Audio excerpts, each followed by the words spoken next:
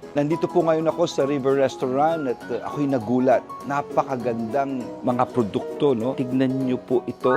Ito'y gagawin sa ibang produkto at kasama ko po ngayon ang may utak at may gawa po nito. Walang iba kundi si Architect Jong Ocampo. Ito po siya. Batang-bata. Napakagaling. Ito po tayo ngayon. Nakita niyo itong mga chandelier. Lahat ang gaganda. Actually, it all started sa traditional basketry weaving ng La Union. So from the old traditional baskets, we evolved into lightings, even furnitures, then home finishes. The dividers po natin, these are all adjustable dividers, all made of bamboo. Tignan nyo ang divider na ginawa ni Architect Jong. Napaka-intricate. At hand-woven po ito.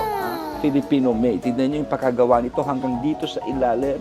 Ako'y namangha, sa totoo lang. Kaya sabi ko, kukunan ko kaagad ito para ma-share natin sa kababayan natin. Tingnan nyo naman, ang ganda-ganda nito.